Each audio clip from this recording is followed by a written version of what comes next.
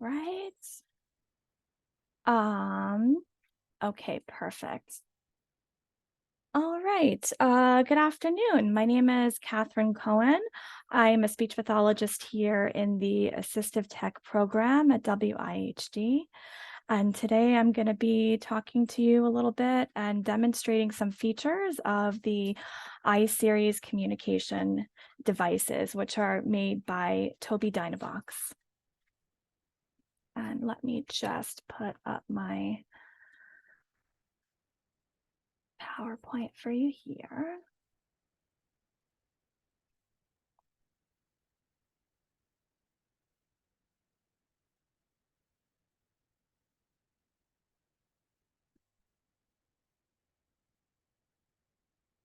Okay.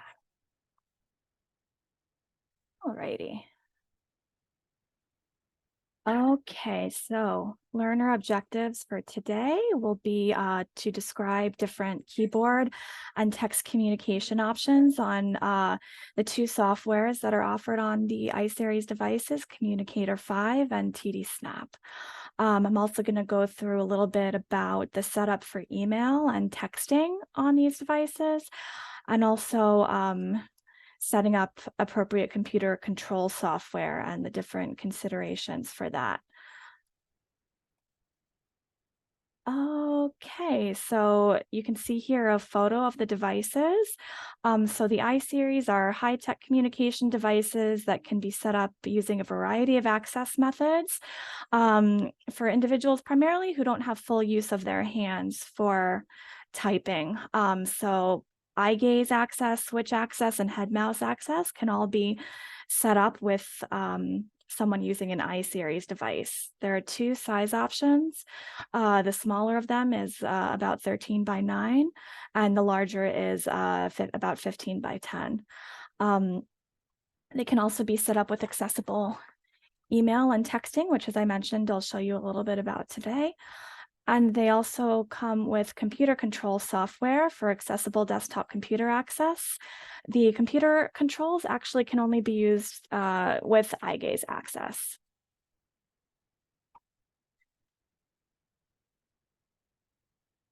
And by the way, I should mention, feel free to stop me anytime with questions.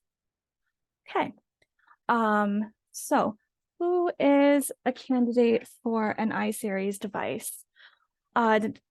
Individuals who have limited verbal speech because of a developmental disability of some kind can use the iSeries devices, or individuals who have acquired or progressive neurological conditions.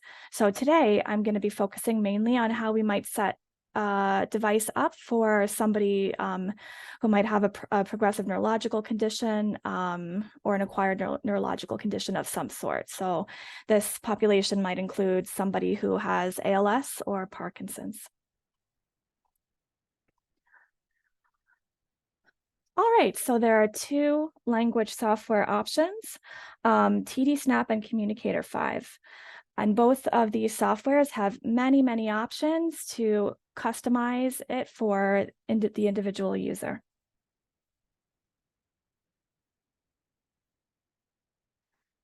So the first aspect of the setup that I'll go over is selecting a good text-to-speech keyboard. So these devices are primarily used for communication. So selecting a good text-to-speech keyboard that you'll use for speech output is probably a number one priority in the setup.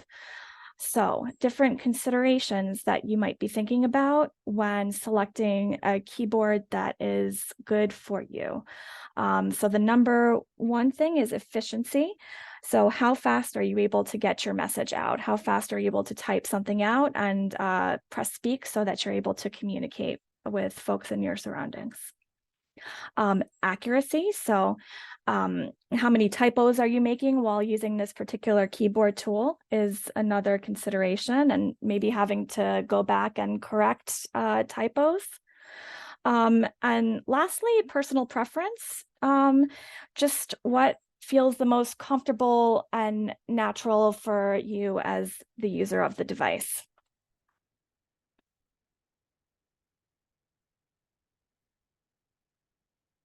Okay. So first, I'll talk a little bit about keyboard options in Communicator 5.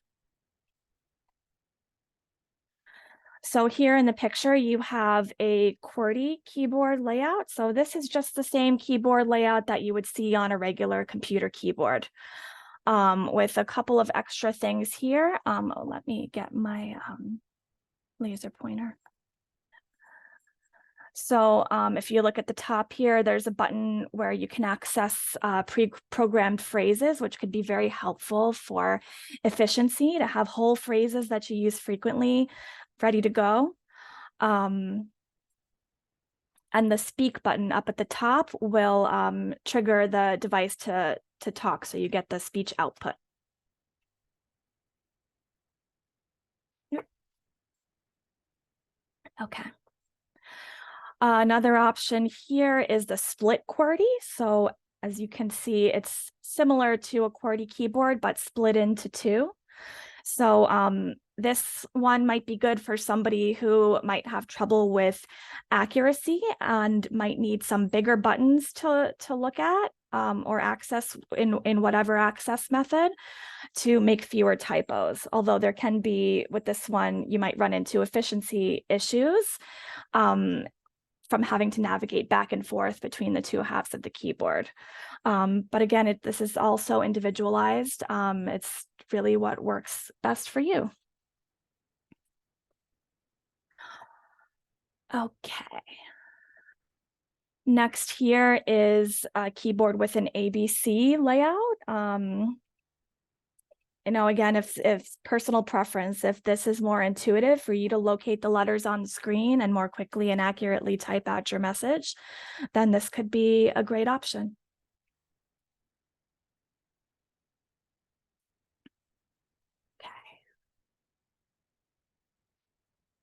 And similar to a little bit to the split QWERTY here is the large keys keyboard. So you would access these big buttons to then give you the array of letters that are listed here. So could, again, like the split QWERTY, be a good option for folks who have trouble with accuracy and need bigger buttons to type out their message.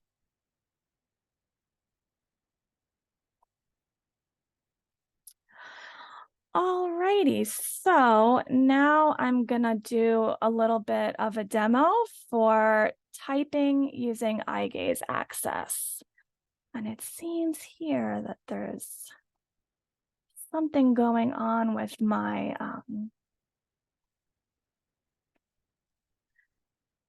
here we go. There, it's giving me my,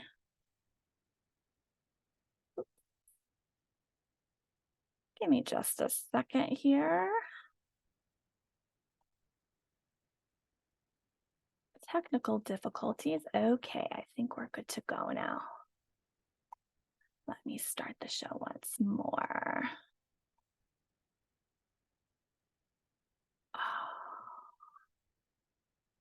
I see. Okay. So I think I'm going to share the screen and then start up again here. All right. From current slide. All right, here we go. We got the video.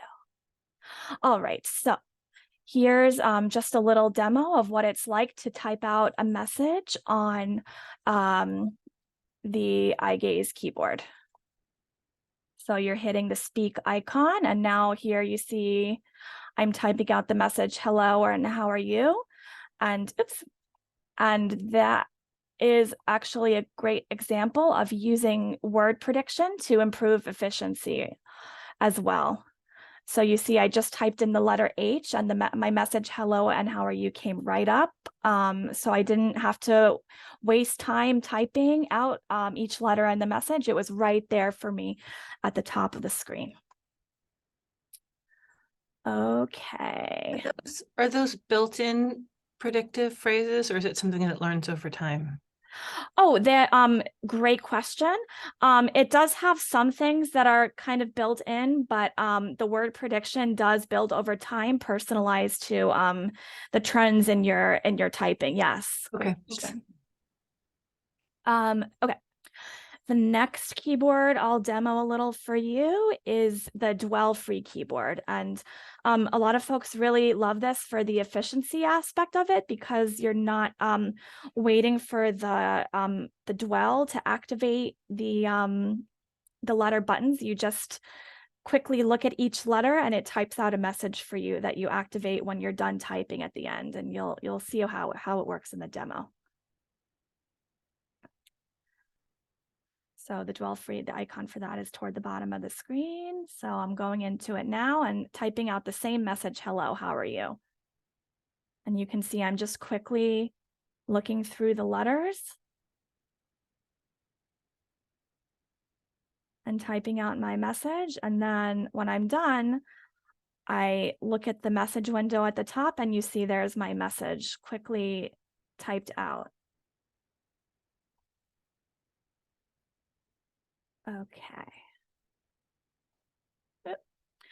All right, so now we've spent some time with Communicator 5, and now I'll show you some of the keyboard options in TD Snap.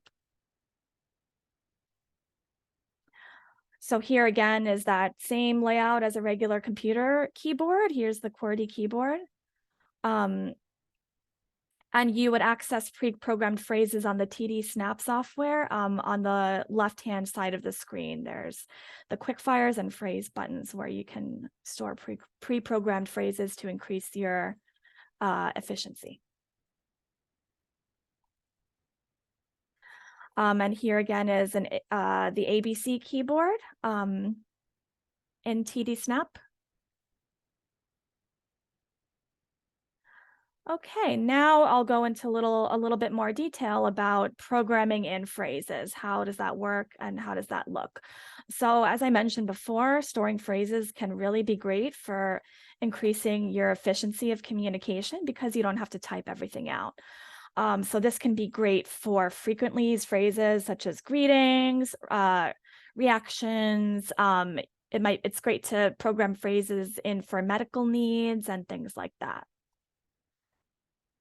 So here is the view from Communicator 5, where you program in phrases. So as you can see here, you can generate folders by adding a new category. And then when you have the folder open, you can add different phrases into that category. And you can see here, there's an example of medical needs. So maybe you want to have a folder of medical needs, and in there, maybe you would have a phrase like, I need to take my medication, or please reposition me. And phrases like that.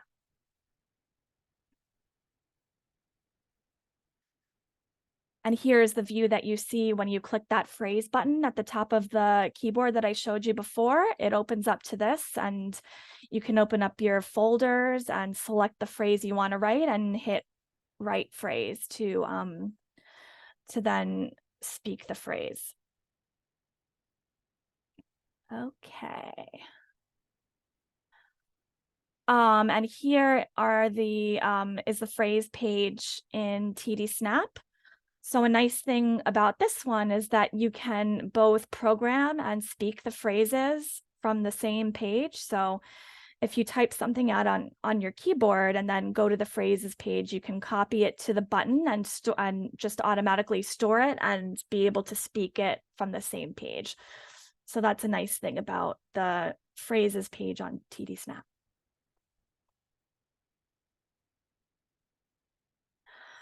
Alrighty, moving right along.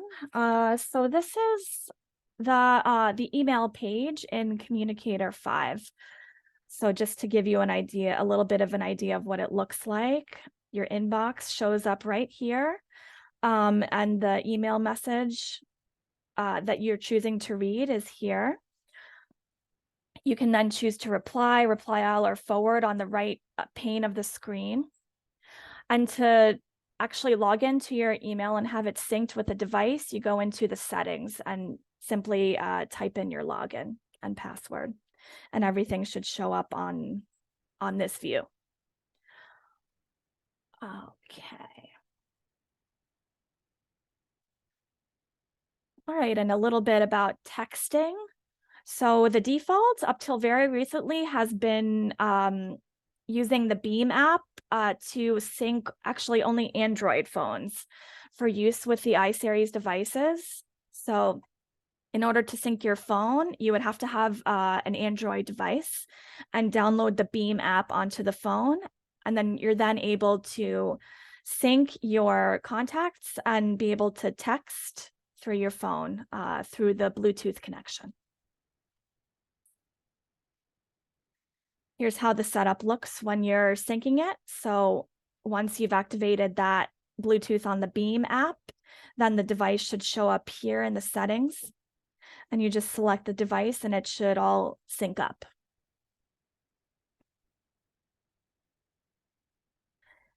And here is a little bit of how it looks once everything is all synced. So on the left-hand side is your menu of text messages that you've received.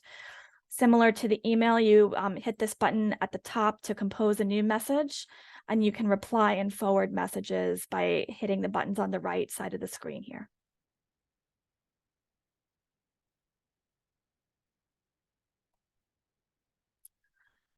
So another new option that has come out rather recently from Tobii Dynavox is TD Phone. This app is great because it allows you to connect from both an Android and an iOS phone. So you can connect your iPhone using this app. And you can use TD Phone both for voice calls and texting. So you can do both of those right from the iSeries device using whatever access method you're using, whether it be eye gaze, switch, or head mouse. And it also syncs your contact list once the Bluetooth connection has been established. Alrighty, so now I'll go into some of the computer control options on the iSeries. These computer controls are unfortunately only for eye gaze access users. So I'll demo for you a little bit of TD control, a little bit of C5 Windows control, and TD browse. So there actually are quite a few options in addition to the ones that I'll be demoing for you today. Okay, so some things to think about when selecting a computer control.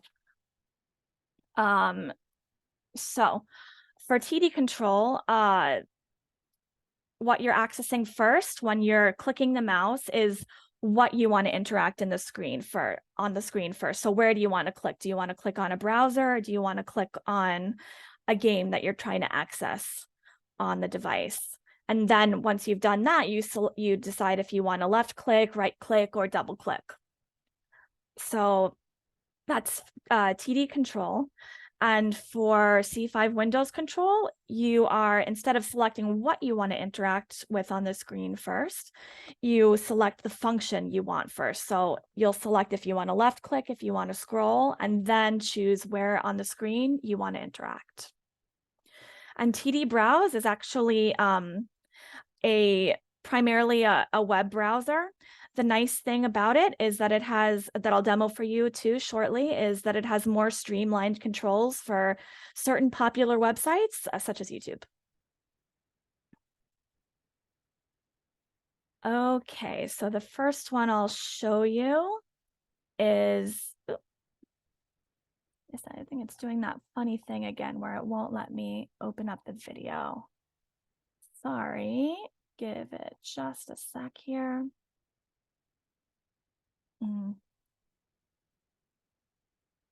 There we go. Okay.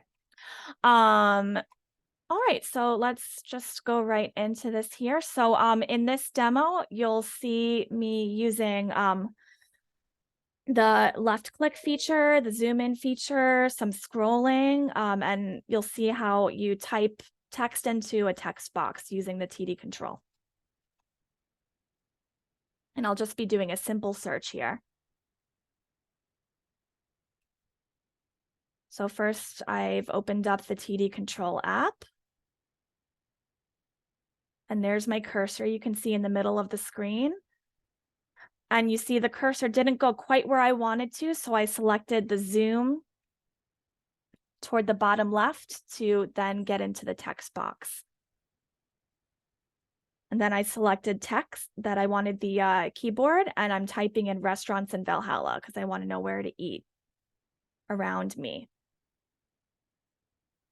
And now I'm hitting scroll, and the scroll on TD control works actually by looking up and down. So when you look in a down direction, it'll scroll down. When you look in an up direction, it'll scroll up, which is a little different, as you'll see from some of the other computer control options. I'm looking down with my eyes, and so the page is scrolling down.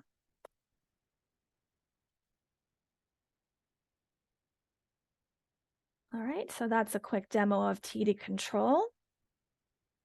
Any questions about that? I know that went by quick.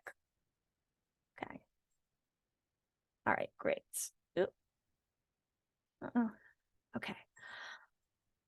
All right, so now I'll show you how to do the same task in C5 Windows Control. So you remember I mentioned for TD Control, you choose what you want to interact with on the screen first, which we just saw. So for C5 Windows Control, you choose what function you want to complete first before you choose what you want to interact with on the screen. And I'll be using those same features: left click, scrolling, typing.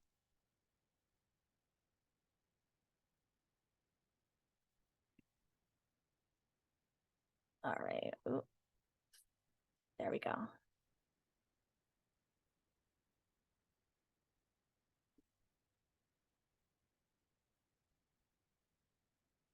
Let's scroll. Something is funky here. Okay, there we go. So now I've got it open, and I've hit left click, and I want to click on that text box to search in a browser. And I've typed in, I want to find restaurants in Valhalla.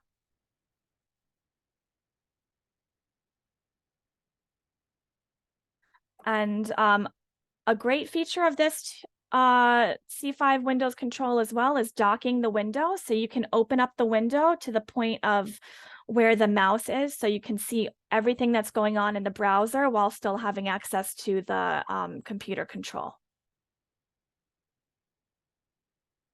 And you'll see on C5 Windows Control, the scrolling is a little different. You don't look up and down like you do on TD Control. You just hit those scroll buttons, and it scrolls a prescribed amount down, up or down. So if you wanted to scroll all the way to the bottom of the page, you would have to repeatedly click that down scroll button. Okay. So that's C5 Windows Control. And now I'll show you a little bit of TD Browse. So again, this is the one that's a little bit different because it's essentially just a browser. But it does have the individualized controls for specific websites. So you'll see here, I'll actually open up YouTube, and you'll see the controls that pop up for that.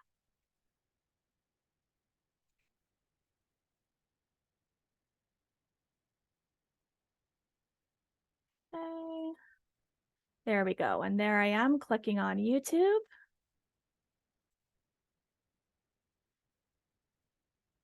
And then another different thing about TD Browse is that the functions that you have access to are scrolling and clicking, which you toggle between on this little button on the right side of the page. So I've accessed YouTube here, and now I'm putting in a search for cute cats.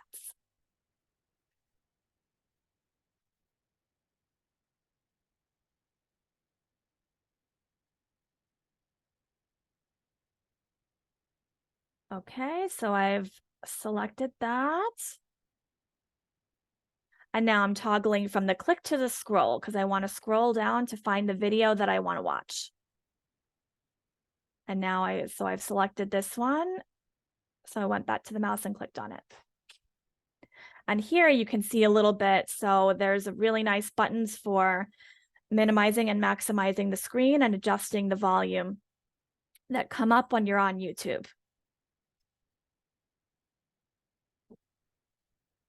So here I've got my video.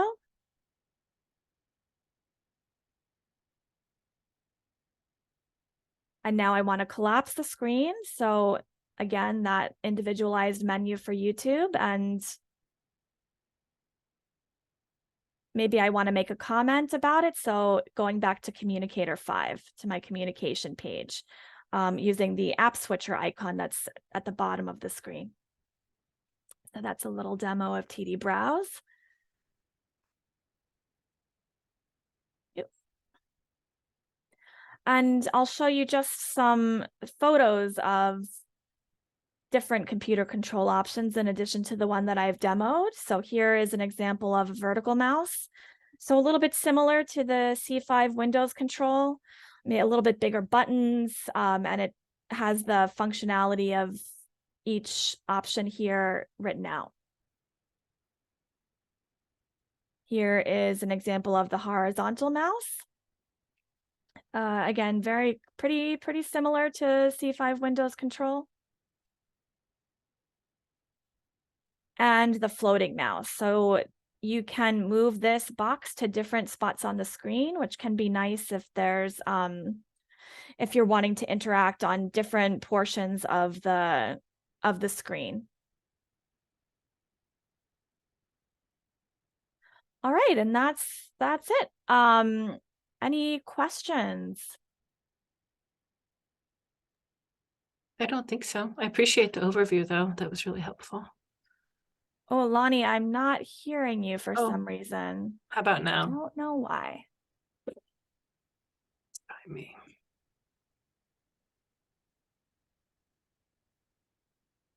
Hold on. Very strange. Still not getting your sounds. Let's see if there's anything on my end that could Can be you hear me now? happening. Well, it says you're connected to the sound. Oh.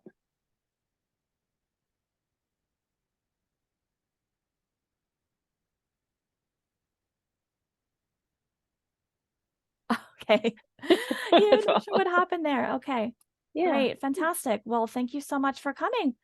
Yeah. And I have a appreciate it. great rest Thank of you. your day. Yeah. Okay. Take care. Bye. Bye.